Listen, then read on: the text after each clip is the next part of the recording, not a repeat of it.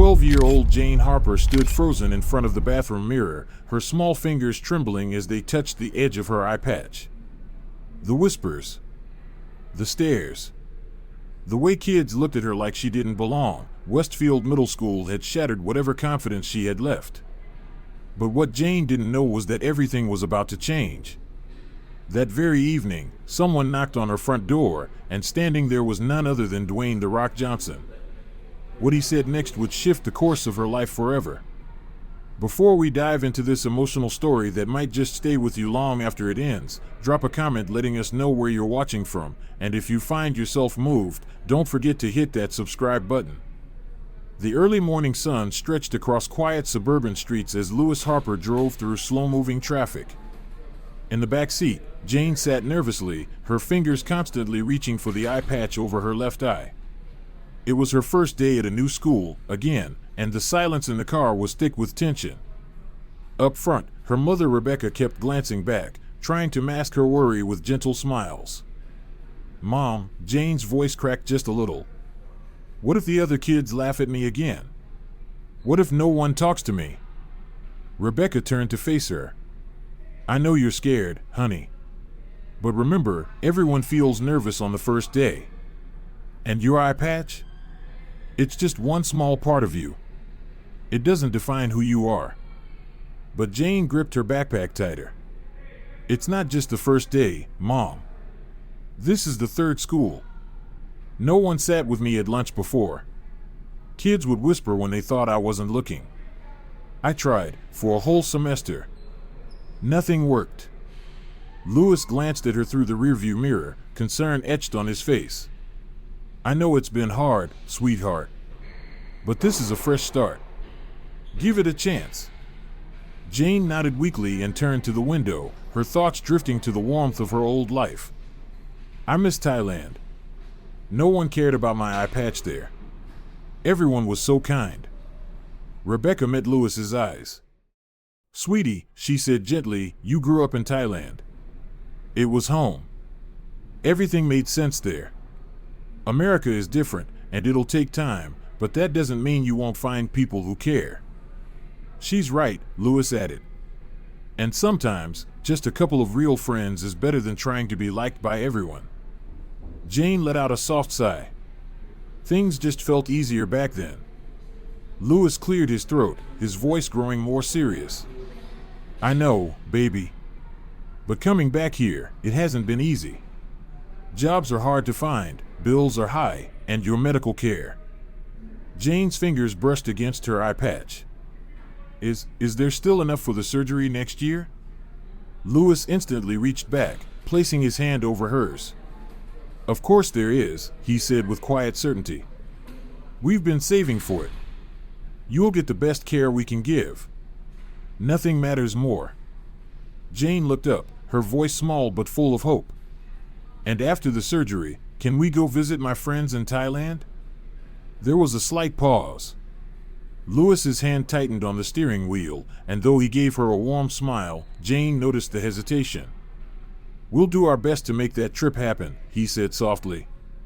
"Might take some time, but we'll get there." Jane smiled faintly, turning back to the window. She wanted to believe him, she really did, but part of her held onto that silence that lingered between words. As the school came into view, her nerves returned. Kids were pouring into the building. Laughing. Running. Jane shrank into her seat. "What if the teachers don't like me?" she whispered. "What if the other kids are mean?" Rebecca reached back and gently squeezed her knee. "Look at me, sweetheart. Your dad and I will be right here in the parking lot all day. If anything happens, anything, we're just one call away." Jane nodded, drawing in a deep breath, holding her mom's words close. As Lewis pulled up to the school drop-off, he turned to her with a warm smile. "You've got this, kiddo. Just remember, you're braver than you think, stronger than you feel, and smarter than you know." Jane took one last deep breath and opened the car door. Jane opened the car door and stepped out into the crisp morning air. Each step toward the school entrance felt heavy, but she could feel her parents' eyes on her back, like an invisible shield giving her the strength to keep going. She didn't turn around. She didn't need to. That silent support was enough. As she disappeared into the building, Louis and Rebecca stayed in the car, both wrapped in their own thoughts. The parking lot buzzed with students arriving, parents waving goodbye, a normal scene. But Lou couldn't stop scanning the crowd, his eyes sharp, watching every interaction like a hawk. "I don't see anything troubling," he said finally, breaking the silence. "Everything looks normal." Rebecca nodded, her eyes never leaving the entrance. "That's good. But it's still early. Let's stay alert." Lou leaned back, his hands resting on the wheel. "I keep thinking about everything we've put Jane through. 3 schools in 2 years. That's a lot. Especially for a kid still dealing with medical issues."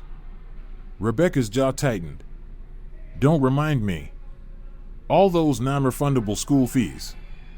That money should have gone toward her surgery." "Hey," Lou said gently, reaching over to take her hand. "We did the best we could. No point beating ourselves up.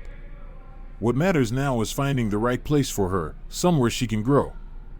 Rebecca squeezed his hand, but the doubt was still in her eyes.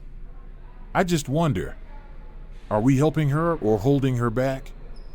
I know she's still adjusting, but at some point, she needs to learn how things work here. We can't keep comparing it to Thailand." Lou's smile faded. "Maybe. But pushing too hard might backfire. She needs time to breathe." They sat in silence, both staring at the school like they could will it to be the right place for their daughter. 2 hours passed. The lot was nearly empty now, just a few cars left. "We can't just sit here all day," Lou finally said, starting the engine. "There's a waterfront market nearby. Let's get some fresh air, maybe grab an early lunch. We'll still be close if Jane calls." Rebecca hesitated. "Okay. But let's keep our phones on max volume." The waterfront was buzzing with life when they arrived. The scent of saltwater mixed with grilled seafood and spices from nearby stalls. For a moment, the heaviness lifted as they wandered through the market. "Look at those grilled squid," Rebecca said, pointing at a tray of fresh shellfish on ice. "Remember how much Jane loved those back in Thailand?" Lou smiled. "She begged for them every time we went out. Maybe we should surprise her with some tonight." They strolled past colorful booths, eventually settling at a small brunch cafe where other parents had gathered. They ordered coffee and oysters, trying to enjoy the moment. But a nearby conversation caught their ears, whether they wanted to hear it or not. "I'm telling you, that school's Facebook page is a mess," one mom said loudly. "People act like every minor issue is a public crisis." "Seriously," another added.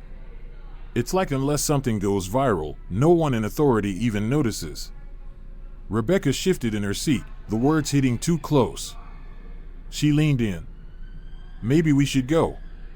I'm not in the mood for this kind of talk." Lou checked his watch.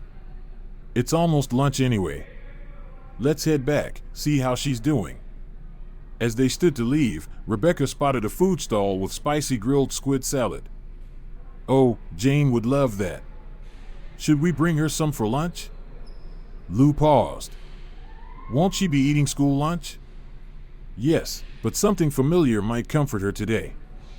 Just this once. I don't know, bringing special food could make her stand out even more. We want her to blend in, right?" Rebecca looked at him, firm. It might help her feel safe, even if just for a moment. After a short back and forth, her motherly instinct won. They bought the salad and headed back toward the school. But just as they reached the cafeteria, another small disagreement flared. "I'll bring it to her myself," Rebecca said. Lou frowned. "What if it embarrasses her?" "I won't go to her table. I'll drop it off with the staff. She won't even see me. I promise." Lou finally agreed and waited in the car while Rebecca walked into the school building, clutching the small container of grilled squid, a little taste of comfort from the home their daughter missed so much. Rebecca found the cafeteria without much trouble. She approached a kind-looking lunch lady and handed her the small takeaway box. "Could you make sure this gets to Jane Harper in 7th grade?" she asked, trying to keep her voice from shaking. The woman smiled warmly. "Of course, dear. I'll make sure she gets it." Before heading out, Rebecca took a moment to scan the room. The cafeteria was calm, clean. Students laughed and chatted at their tables like everything was normal. For the first time all day, a bit of the tension in her chest eased. She returned to the car with a faint trace of hope. As they settled back into their parking lot vigil, she and Louis couldn't stop picturing their daughter opening that little box, finding a familiar taste from home, and maybe, just maybe, smiling. But then the bell rang. The sharp clang of the final bell cut through the afternoon air like a warning shot. Students poured out of the building in waves. Rebecca and Louis straightened in their seats, their eyes scanning every face in the crowd. And then they saw her. Jane walked alone. Her shoulders slumped. Her eyes fixed on the ground. That spark of nervous hope she'd carried in the morning? Gone. Her entire posture screamed defeat. She opened the back door and slid into the seat without a word. "Hey, sweetie," Rebecca said softly, trying to sound cheerful. "How was your first day?" "Nothing." Louis tried next, keeping his voice gentle. "Did you make any new friends? How were your classes?" Still silence. The drive home was thick with tension. No music. No conversation. Just the hum of traffic and the weight of unspoken emotion. Jane stared blankly out the window while her parents exchanged quiet, worried glances. The hope they'd held onto earlier was slipping fast. As soon as they pulled into the driveway, Jane jumped out of the car and rushed inside. Rebecca followed, her heart racing. She found Jane in the kitchen, pouring herself a glass of water. "Honey," Rebecca said gently, keeping her voice soft. "How about the squid salad? Did you like it? We saw it at the seafood market and thought of you. Remember how much you loved it back in Bangkok?" At the mention of Bangkok, of home, Jane's expression cracked. Her face crumpled. Her lips quivered. And then, without a word, the tears came. She sobbed, quietly at first, and then it all broke loose. Gut-wrenching cries that tore through the silence. Her trembling hand lost grip on the glass, and it shattered on the kitchen floor with a sharp crash that echoed through the room like the sound of her breaking heart. Rebecca rushed forward, pulling Jane into her arms. "Oh, sweetheart," she whispered, holding her close. "It's okay. Let it out. I've got you." Jane clung to her mother, sobbing into her shoulder, her small frame shaking uncontrollably. Louis appeared in the doorway, his eyes filled with concern. He knelt silently, picking up the shards of glass while Rebecca continued to hold their daughter. "It's just so hard," Jane choked through tears.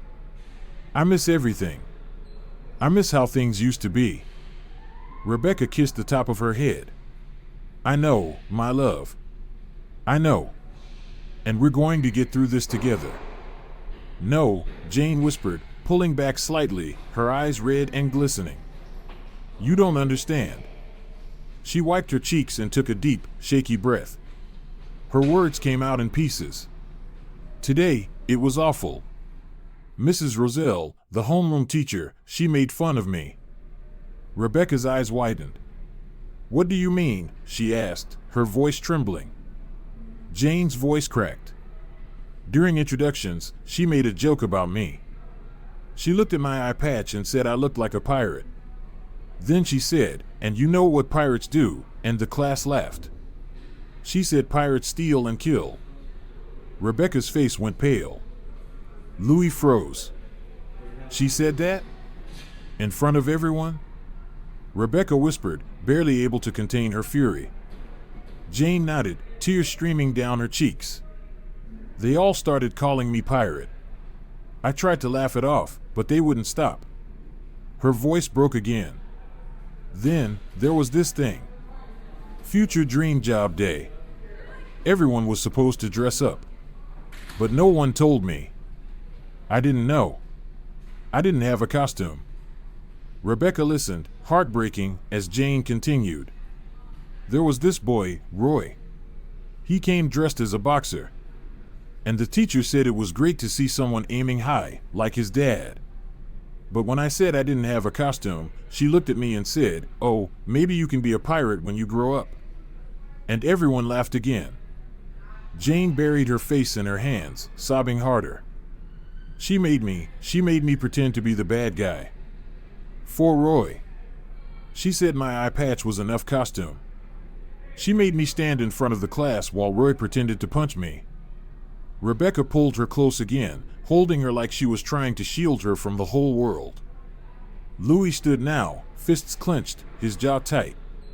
But he didn't speak. Not yet. Because what was coming next would change everything.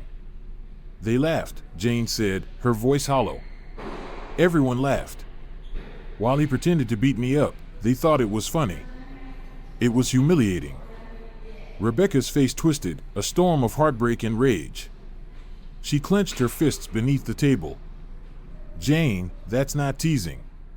That's bullying, she said, her voice shaking. What that teacher did. It's not okay. Louis's hands curled into tight fists. His knuckles turned white. He inhaled slowly, trying to control the anger flooding his chest. "I'm so sorry, Jane," he finally said, his voice low but steady. "That's not just wrong, it's unacceptable.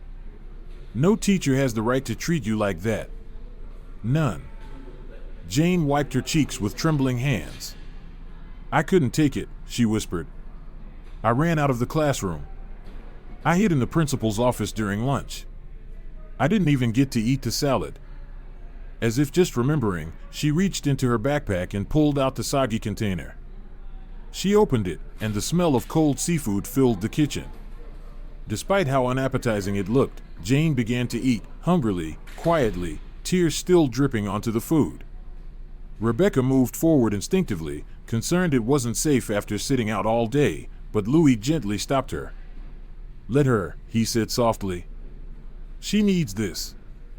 They watched in silence as Jane ate, her pain spilling out in every bite. That squid salad wasn't just food, it was the only thing today that reminded her of home, of comfort, of being seen. Louis stood suddenly, pacing, fists clenched. "This Mrs. Roselle," he muttered. "What kind of teacher does this to a kid?" His voice was low, but the fury was boiling beneath the surface. "She humiliated you, Jane. She made you a target.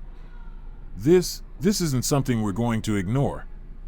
I'm calling the school tomorrow morning." Jane's eyes widened. She shook her head in panic. "No, Dad, please. If you say something, it'll only get worse. The teasing, it'll never stop." Rebecca knelt beside her daughter, cupping her tear-streaked face in her hands. "Honey, I know you're scared. I do. But standing up for what's right isn't easy, it's necessary. What that teacher did, it was cruel. And we have to make sure she never does it to anyone else." Jane looked up at both of them, her eyes red, her cheeks raw, and for the first time, there was something new behind the pain. Resolve. "I'm not going back," she said quietly, but firmly. "Not like this. Not with this eye patch. I just can't." Rebecca and Louis exchanged a glance, stunned by the finality in her voice. "Sweetheart," Rebecca began gently, choosing each word with care. "Today was awful, I know, but—" "No, Mom," Jane cut her off, her voice sharp with hurt. "You don't know. I can't face them again. I won't." She stood suddenly, pushing back her chair. The empty container sat on the table, a quiet symbol of everything she tried to hold onto. "I need to be alone," she whispered. And with that, she turned and walked out. A moment later, the soft click of her bedroom door closing echoed through the house. Silence fell over the kitchen like a thick fog. Rebecca and Louis sat frozen, the weight of their daughter's words pressing down on them like bricks. Finally, Louis let out a long breath, rubbing his face with both hands. "This goes beyond a bad day," Rebecca said, her voice brittle with emotion. "That teacher needs to be held accountable. We have to do something." Louis nodded and stood, already thinking through the steps. Tomorrow morning. First thing. Before she could say more, the sharp buzz of Louis's phone vibrated across the countertop. Rebecca glanced at the screen and frowned. It's your office. Louis sighed. Of course it is. He leaned over and kissed her temple. I'm sorry. I took the day off, but you know how it is. Rebecca nodded silently. I'll be upstairs, he said gently. We'll talk more later. For now, let Jane rest. And you too. We'll figure this out. And with that, he climbed the stairs, already on the call, his voice fading into the background. Rebecca sat back down, staring at the empty table. The tension still hung in the air, the echoes of Jane's heartbreak playing over and over in her mind. Her daughter, once so full of light, had been dimmed. And not by other kids, but by the very adult meant to protect her. She glanced down the hallway toward Jane's room. The door was closed tight. A wall between her and the world. Then, suddenly, Rebecca remembered something. That conversation earlier at the market, the one she'd wanted to tune out. About how nothing changes these days unless it goes viral. She stood up, walked into the living room, and opened her laptop. Her fingers hovered above the keyboard. Then, with a deep breath, she began to type. She wrote about Jane's medical condition. The bullying. The teacher's cruelty. Not with names. Not to shame, but to raise a voice for every kid who couldn't speak up. She uploaded a recent photo of Jane, smiling in Thailand, confident, free. A girl who hadn't yet been made to feel like a joke. And then, she hit post. She closed the laptop. And sat. Not knowing what, if anything, would come of it. But hoping someone would care. The emotional weight of the day had taken its toll, and before she knew it, Rebecca drifted off to sleep on the living room couch. When she finally opened her eyes, the clock on the wall read 4 p.m. She rubbed her face, sat up slowly, and then remembered. The post. Curious, she reached for her laptop, unsure if anyone had even seen it. As the screen flickered to life, her eyes widened in disbelief. It had gone viral. Tens of thousands of likes. Shares. Comments. The outpouring of support was unlike anything she could have imagined, strangers from all over the world sending words of encouragement, empathy, and outrage. Rebecca gasped, scrolling faster, overwhelmed by the response. Lou! Jane, she called, practically running outside to the backyard where she heard the faint sound of bowling pins clattering. She found them mid-game, and for the first time all day, Jane was laughing. That sound alone made everything else blur. You're not gonna believe this, Rebecca said breathlessly, holding out her laptop. Look. Louis and Jane gathered around, their eyes widening as they took in the flood of love and support. Comment after comment poured in, each one more heartfelt than the last. But then, Jane froze. One comment stood out among the thousands. It had a blue check mark. A verified name. Dwayne "The Rock" Johnson. If they want to bully her, the comment read, they're gonna have to deal with me first. Jane gasped so loudly it was almost a squeal. The Rock? He commented on our post. Her face lit up with joy, eyes wide in wonder. Louis and Rebecca just stared at the screen, speechless. But before the excitement could fully settle in, Rebecca's phone pinged. A direct message. From Dwayne Johnson. She opened it with shaking hands. It was short, polite, and surreal. Hey Rebecca, it's Dwayne. Read your post. Is it okay if I stop by tonight to meet Jane? No cameras, just me. Would love to give her some strength in person. Let me know. Rebecca's heart skipped a beat. No hesitation. She typed the address and hit send. But when she told Louis, his smile faded into concern. Are you sure that was smart? He asked, his tone cautious.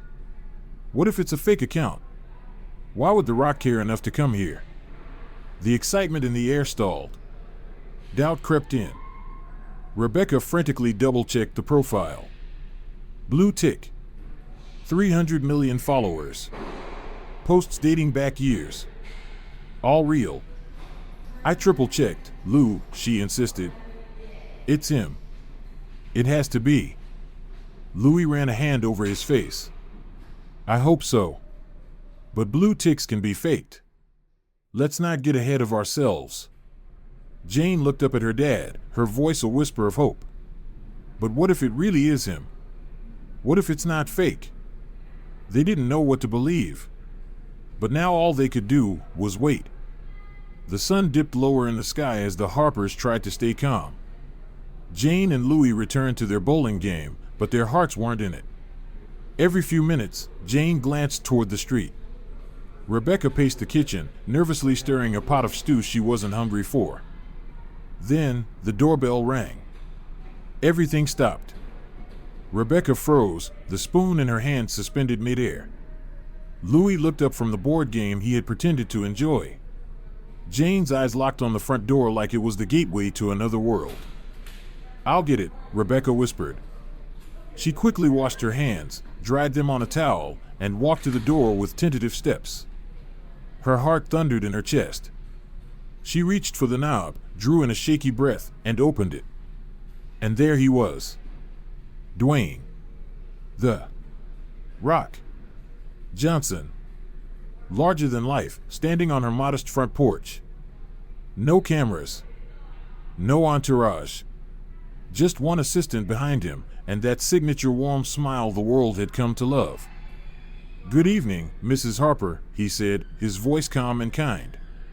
I hope we're not interrupting your family time. Rebecca stood frozen, completely stunned.